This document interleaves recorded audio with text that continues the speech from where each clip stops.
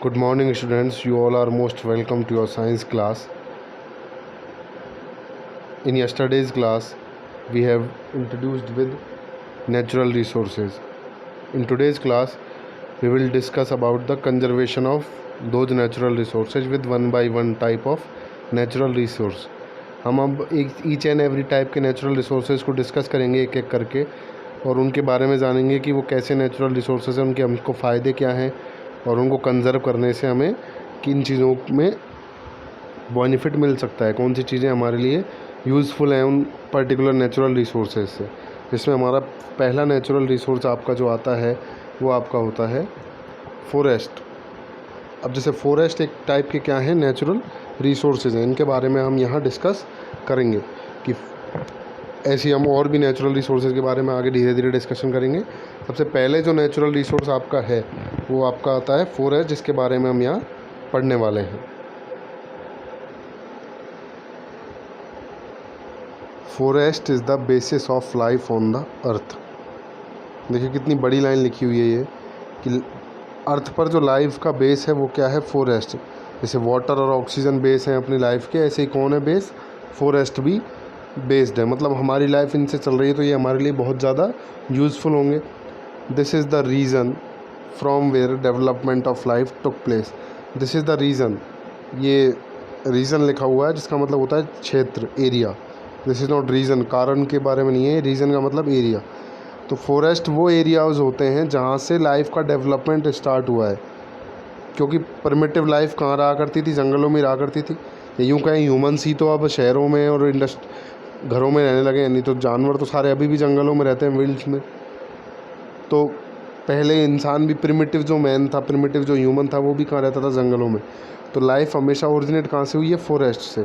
From very ancient time and millions of species of animals and plants have originated. और plants और animals की millions of species यहाँ क्या हुई हैं, ओरिजिनेट हुई हैं। Forest are the controller of regular supply of rain water to our rivers, ponds, lakes and other source of water bodies. अपने जो वाटर बॉडीज़ हैं अर्थ पर, वाटर बॉडीज़ मतलब ऐसे सोर्स जिनमें वाटर इकट्ठा रहता है, जैसे रिवर हो गए, पॉन्ड्स हो गए, लेक्स हो गए, कैनाल्स हो गई, चैनल्स हो गए, ओशियंस हो गए। तो इनमें जो वाटर का रेगुलेशन बना रहता है, रेगुलेशन का मतलब पानी कभी उनमें से कम नहीं होता, ना कभी लेवल से ज़्यादा होता है। तो वो कंट्रोलर कौन है, उनका फॉरेस्ट है। Because they attract cloud and rain, क्योंकि फॉरेस्ट क्या करते हैं, क्लाउड और रेन को अट्रैक्ट करते हैं। देखो अगर फॉरेस्ट क्लाउड को अट्रैक्ट नहीं करते और बरसात नहीं करवाते तो एक वाटर बॉडी में पानी भरा हुआ है तो लगातार सनलाइट पड़ती है, रोज़ाना डे पर्टिकुलर डे में सनलाइट होती है, और वो सालों से सनलाइट तो रोज़ाना कहीं जाएगी नहीं, सन के बिना तो हम रह ही नहीं सकते, तो अर्थ पर सन की लाइट तो आएगी। तो उससे वाटर क्या बनता है, वेपर बन के उड़ता है ऊपर, और ऊपर जाके यही वाटर के अब वेपर क्या बनते हैं, बादल बन जाते हैं, क्लाउड, और क्लाउड ही क्या हो जाते हैं, बरस जाते हैं रेन बन के। तो इस काम को, रेन वाले काम को करवाने में कौन इम्पोर्टेंट रोल प्ले करते हैं, फॉरेस्ट जो है वो इम्पोर्टेंट रोल प्ले करते हैं।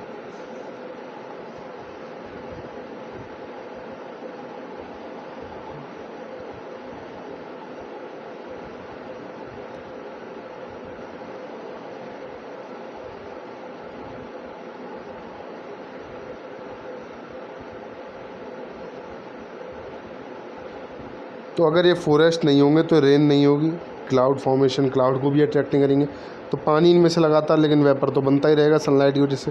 तो एक टाइम ऐसा आएगा जब नदियाँ, नाले, झीलें क्या हो जाएंगी, सूख जाने लग जाएंगी। तो इस तरह रेगुलेशन बना के रखते हैं कि पानी ऊपर जाता है और पानी वापस नीचे आता भी है। Forest also provide humidity to the atmosphere and bring balance in the temperature. Forest की वजह से क्या होता है, ह्यूमिडिटी बनी रहती है, मॉइस्चर बना रहता है, क्योंकि इनकी पत्तियों से भी वेपराइजेशन होता है पानी की बूंदों का, जिससे क्या है, टेम्परेचर का बैलेंस बना रहता है नेचर में। टेम्परेचर ज़्यादा नहीं होता है, ह्यूमिडिटी उसको क्या कर लेती है, कंट्रोल कर लेती है। उसके बाद forest provide various economically useful products. हमें भी यूज़फुल प्रोडक्ट मिलते हैं इनसे, जैसे गम्स हो गई, गोंदें हो गई, डाइज़ हो गए, कलर्स डाई जो की जाती है, इसेंशियल ऑयल हो गए, जितने भी ऑयल्स होते हैं कई तरह के, बादाम का तेल हो गया, मूंगफली का तेल हो गया, सनफ्लावर ऑयल हो गया, मस्टर्ड ऑयल हो गया। ज़्यादातर ऑयल सारे किससे निकाले जाते हैं, फॉरेस्ट या फिर क्रॉप से या किसी ना किसी प्लांट से निकल रहे हैं वो। एंड सेवरल मेडिसिनल हर्ब्स, और कुछ क्या बनाई जाती हैं, दवाइयाँ बनाई जाती हैं, जैसे नीम, अश्वगंधा, तुलसी, आंवला, हरड़, त्रिफला, ये सब क्या हैं, दवाइयाँ हैं, प्लांट्स हैं। Forest help in producing rainfall, conservation of water sources. अब देखो रेनफॉल करवाते हैं, रेनफॉल कौन करवाते हैं, प्लांट्स या फॉरेस्ट करवाते हैं। तो अब रेनफॉल की वजह से क्या होगा, वाटर रिसोर्सेज का क्या हो जाएगा, कंजर्वेशन, क्योंकि वाटर सोर्स का कंजर्वेशन करने का मतलब क्या है, उसमें पानी ख़त्म नहीं होने देना, और अगर बरसात हो रही है तो उनमें पानी बना रहेगा regularly. Maintain flow of water in the reverse and is also helpful in maintaining humidity of the atmosphere. तो ये वापस दोनों लाइन समड अप करके यहाँ लिख दी गई हैं। नेक्स्ट आप क्या आते हैं, forest prevent soil erosion and make land fertile. Forest क्या करते हैं, सॉइल का इरोजन रोकते हैं और लैंड को क्या करने होते हैं, फर्टाइल बनाते हैं। अब सॉइल इरोजन क्या होता है, देखिए ये कोई लैंड है, सरफेस है ऊपर की, तो इसके ऊपर सॉइल मिलती है, सॉइल के जो पार्टिकल्स मिलते हैं।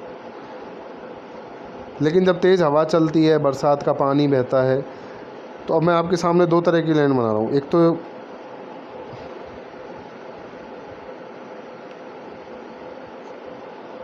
तो ये लैंड रह गई जिस पर क्या है, कोई भी पेड़ नहीं है, there is no plant on this land.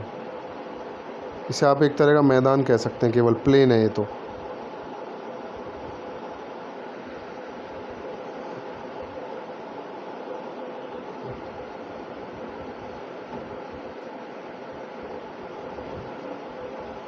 और ये एक दूसरी लैंड हो गई जिस पर हमने क्या उगा रखे हैं, प्लांटेशन हमने कर रखा है जिस पर।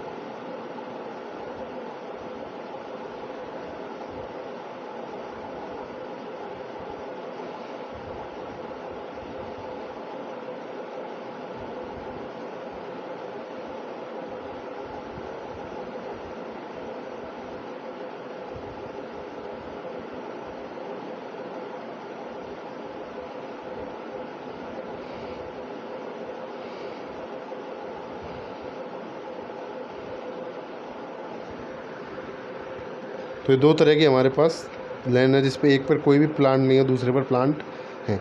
सॉइल इरोजन का क्या मतलब होता है, कई भी एयर वाटर सप्लाई की वजह से एयर जैसे बहती है, एयर विंड जब चलती है, हवा चलती है, तो एयर की सॉइल की जो ऊपर की लेयर होती है वो लेयर क्या करती है, अपनी जगह से हटने लग जाती है। उसी को हम क्या कहते हैं, सॉइल इरोजन कहते हैं। और वो लेयर हटती हटती है, इतनी हट जाती है कि सॉइल की अपर लेयर बिल्कुल उस जगह से खाली हो जाती है। अब सॉइल की अपर लेयर जब वहाँ से खाली हो जाती है तो सॉलिड क्रस्ट नज़र आने लगती है, जिसकी वजह से उस क्रस्ट में प्लांटेशन नहीं किया जा सकता, वो नॉन फर्टाइल होती है। सॉइल में ही अपनी प्लांट की रूट्स जाती हैं। तो ये नुकसान है सॉइल इरोजन का। जहाँ सॉइल इरोजन लगातार होता चला जाएगा तो वहाँ की सॉइल कम्प्लीटली डिस्ट्रॉय हो जाएगी या वहाँ से रिमूव हो जाएगी कम्प्लीटली वो, और उस लैंड पर फिर हम क्या नहीं कर सकते, कभी भी प्लांटेशन नहीं कर सकते। तो इसलिए हम कोशिश करते हैं कि सॉइल का जो इरोजन है वो क्या किया जाए, रोका जाए। अब देखो एयर चल रही है या पानी तेज़ बह रहा है, पानी का फ्लो आ रहा है, जैसे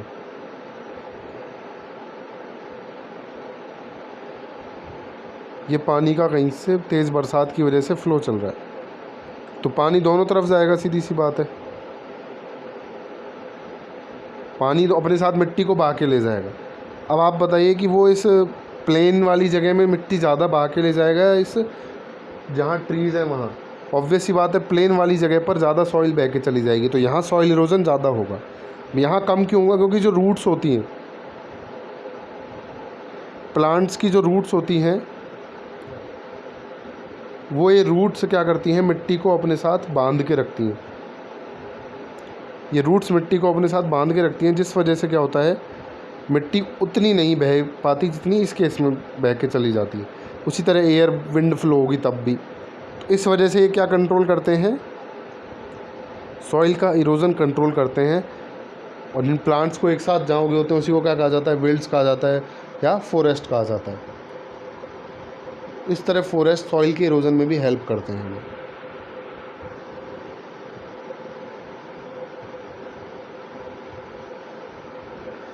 forest prevent atmospheric pollution too, वो एटमॉस्फेरिक पॉल्यूशन को भी प्रिवेंट करते हैं। क्यों करते हैं, क्योंकि एटमॉस्फेयर में जैसे CO2 का इमिशन होता है बहुत ज़्यादा, तो वो एक क्या है, पॉल्यूटेंट है हमारे लिए, एयर को पॉल्यूट करती है। लेकिन अगर आप ज़्यादा पेड़ लगाओगे तो पेड़ों को अपने फोटोसिंथेसिस की प्रोसेस में क्या चाहिए होती है, CO2 चाहिए होती है। प्लांट जब फोटोसिंथेसिस करते हैं देन दे रिक्वायर्ड CO2, तो उस प्लांट CO2 को क्या कर लेंगे, एब्जॉर्ब कर लेंगे, और पॉल्यूटेंट का लेवल क्या हो जाएगा, कम हो जाएगा। तो इससे एयर पॉल्यूशन क्या हो जाएगा, डिक्रीज हो जाएगा। Without forest clean environment is not possible. In the last few decades demand of wood has increased which in turn had increase the rate of deforestation in the entire world. अब पिछले कुछ decades में, 1 decade is equal to 10 years, तो पिछले 20, 30, 40 years में demand of would, लकड़ी की demand बहुत ज़्यादा बढ़ने लगी है, क्योंकि फर्नीचर बन रहे हैं, इंडस्ट्रीज एस्टेब्लिश हो रही हैं, कई तरह की चीज़ें होती हैं जिनसे रिलेटेड वुड जहाँ काम आती है, एज ए फ्यूल भी काम ली जाती है वुड, फायर के फॉर्म, फायर वुड जिसे हम कहते हैं।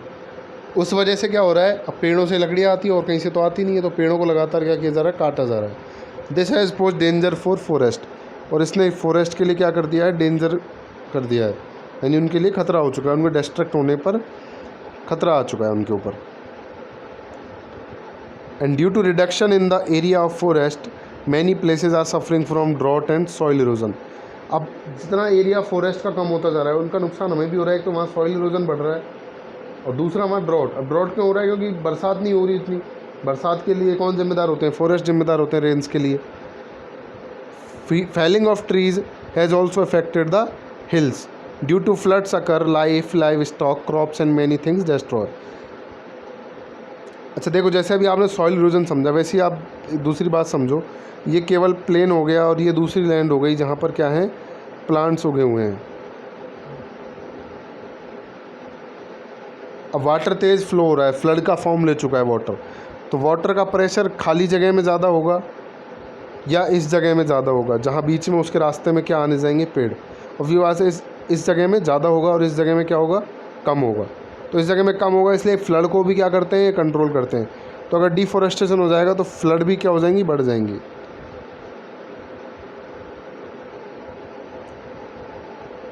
अब फ्लड जब आती है तो देखो लाइफ डिस्ट्रॉय होती है, लाइफ स्टॉक, पशुओं को नुकसान पहुंचता है, क्रॉप्स डिस्ट्रॉय होती हैं, और कई सारी घर, बिल्डिंग, कार, जो भी चीज़ें होती हैं बाहर, वो डिस्ट्रॉय हो जाती हैं, क्योंकि पानी अपने रास्ते में आने वाली हर चीज़ को अपने साथ बहा के ले जाता है।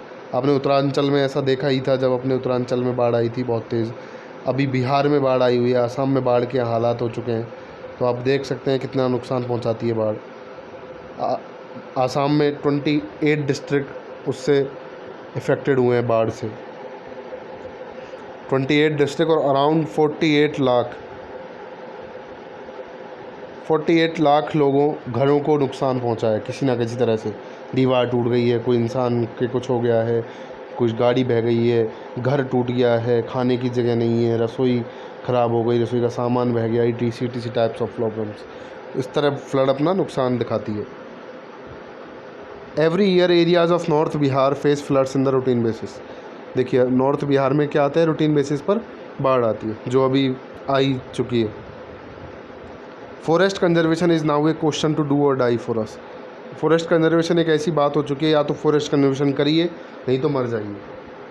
पर बात बस इतनी सी है कि वो मरना हमें डायरेक्ट नहीं शो होता, वो मरने में 5 से 10 साल 20 साल लगने वाले हैं।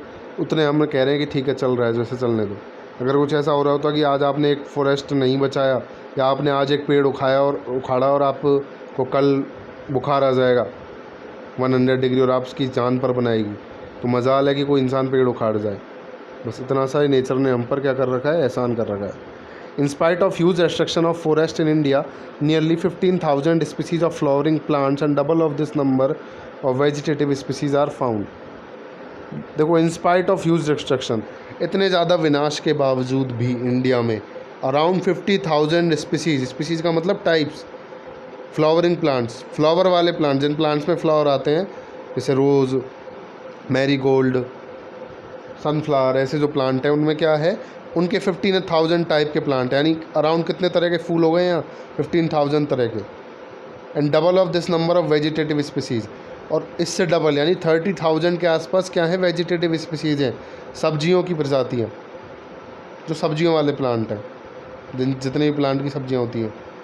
Out of the available plant species about 15% plants are of economic value. अब इन 15% में से इन टोटल 15,000 फ्लावरिंग प्लांट और 30,000 वेजिटेटिव प्लांट में से 15% प्लांट कैसे हैं, इकोनॉमिकल वैल्यू है इनकी। इकोनॉमिकल वैल्यू से मतलब जो अर्निंग भी देते हैं किसी न किसी तरह से, महंगे प्लांट हैं, या यूँ कह सकते हो उनका जो प्रोडक्ट है वो काफ़ी, जैसे केसर, सेब, बादाम, काजू, दीज आर सम जिनकी दवाइयाँ बनती हैं, हर्ब्स बनती हैं। Forest in India occupy nearly about 8 lakh kilometre area. India में अराउंड कितना किलोमीटर एरिया ऑक्यूपाइड है फॉरेस्ट के थ्रू, 8 लाख किलोमीटर। इसको हम जनरल आइडिया में समझें, अगर आप एक रेक्टेंगल बना दें जिसकी एक साइड को आप 4 लाख किलोमीटर तक ले लें, यानी आप एक पॉइंट से चलना चालू करें और सीधा सीधा चल जाएँ कितना, 4 लाख किलोमीटर, और इसी तरह एक पॉइंट यहाँ से चालू करें और कितना चले जाएँ, 2 लाख किलोमीटर। तो ये जो ऐसे इधर से फिर 4 लाख किलोमीटर और ये 2 लाख, तो इतना जो एरिया बन के आ रहा है, इसका आप एरिया निकालोगे लेंथ इनटू ब्रेड्थ से तो कितना हो जाएगा, 8 लाख किलोमीटर स्क्वायर हो जाएगा ना। इतने एरिया में इंडिया में क्या है, फॉरेस्ट है। In India mostly tropical evergreen forest are present. India में मोस्टली कौन से पाए जाते हैं, ट्रॉपिकल एवरग्रीन फॉरेस्ट। ये forest generally 15 to 34 degree temperature पर मिलते हैं, और जो अपना ट्रॉपिकल रीजन है वहाँ ज़्यादा मिलते हैं। The quality of these forest is that they are center or hotspot of the biodiversity. इन फॉरेस्ट की क्वालिटी क्या है कि ये सेंटर और हॉटस्पॉट है बायोडाइवर्सिटी का। आपको मैंने बताया था पिछले बायोडाइवर्सिटी चैप्टर में कि अपना जो इक्वेटर है वहाँ पर बायोडाइवर्सिटी कैसी है, मैक्सिमम है। यहीं क्या पाए जाते हैं, ट्रॉपिकल एवरग्रीन फॉरेस्ट भी पाए जाते हैं। In some regions of the country deciduous forest are also found. कई अपने कंट्री के कुछ हिस्सों में डेसिडुअस फॉरेस्ट भी मिलते हैं। डेसिडुअस का मतलब होता है पतझड़, ऐसे पेड़ जिनके पत्ते क्या होने लग जाते हैं, अपने आप झड़ने लग जाते हैं। Area wise 50 lakh metre cube timber, 13 lakh metre cube fire wood and other products such as bamboo, medicine, gum, resin, rubber, essential oil, oil seeds and various other important useful products are obtained from plant. Area wise देखें तो 35 lakh metre cube में timber होती है, ऐसी लकड़ी से furniture बनता है। 13 लाख मीटर क्यूब फायरवुड जलाने के लिए जो लकड़ी होती है। एंड अदर प्रोडक्ट जैसे बांस हो गया, दवाइयाँ हो गई, गोंद हो गया, रेजिन एक तरह का राल कहते हैं इसको, गोंद जैसा ही होता है ये, रबर हो गया, एसेंशियल ऑयल्स हो गए, ऑयल सीड्स हो गए, और भी इम्पोर्टेंट और यूजफुल प्रोडक्ट हमें प्लांट से मिलते हैं। Nowadays, protection of forest is a priority. Statistics obtained from satellite tell us that the forests are decreasing at the rate of 1.3 million hectare per year. हर साल 1.3 मिलियन यानी around 30 lakhs hectare, 30 lakhs hectare हर साल forest destroy हो जाते हैं। 30 lakhs hectare का general मतलब होता है, अगर हम बीघा में आपसे बात करें, आप बीघा अगर समझते हो तो अराउंड 78 to 80 बीघा, 80 लाख बीघा।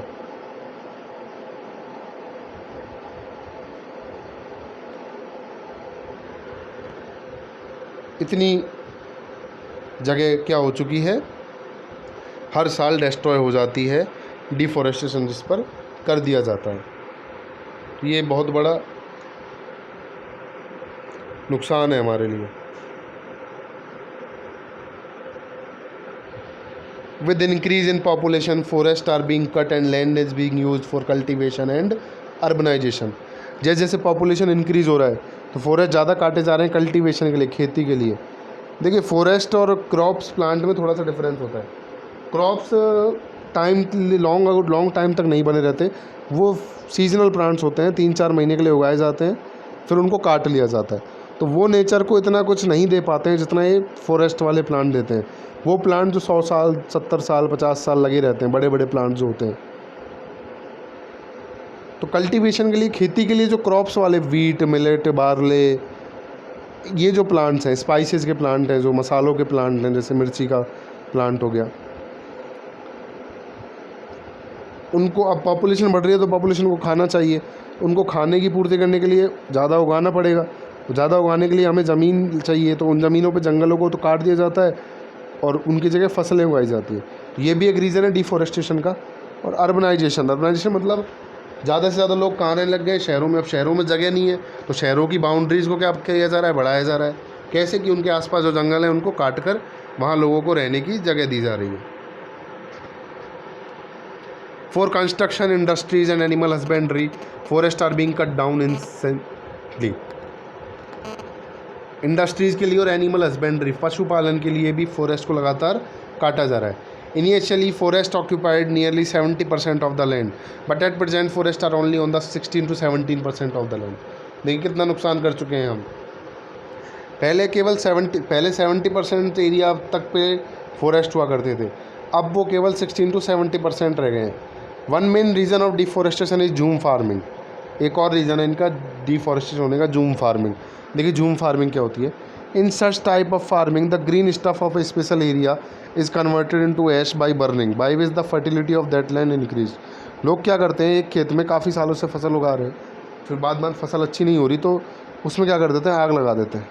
आग लगाने से क्या होता है, वो जल के सारे मिल जाते हैं सॉइल में और सॉइल की न्यूट्रिशियस वैल्यू बढ़ जाती है, जिससे क्या हो जाता है, वो आपका जो फील्ड है, फार्म है, वो क्या हो जाता है, फर्टाइल हो जाती है सॉइल वहाँ की। तो इससे फर्टिलिटी इंक्रीज़ हो जाती है। पर ये तरीका ज़्यादा बार बार नहीं चलाया जा सकता। एक टाइम ऐसा आता है जब सॉइल बिल्कुल ही नॉन फर्टाइल हो जाती है, तब वो क्या करते हैं, इस जगह को छोड़ देते हैं और दूसरी जगह काम करने लग जाते हैं। तो अब ये जगह उन्होंने क्या कर दी, बैरन कर दी, बंजर कर दी एक तरह इस जगह को उन्होंने। तो ये नुकसान है जूम फार्मिंग का। And we can obtain good crop from this land for 2 to 3 years। हम 2 से 3 साल तक इस लैंड से क्या प्राप्त कर सकते हैं, अच्छी फसल पा सकते हैं। When land become less fertile, the people further apply this process on other areas। पर जब इस लैंड से ज़्यादा फसल नहीं होने लगती है, यील्ड कम हो जाता है, उत्पादन कम हो जाता है, तो लोग क्या करते थे, दूसरी जगहों पर ये प्रोसेस लगाने लग जाते हैं।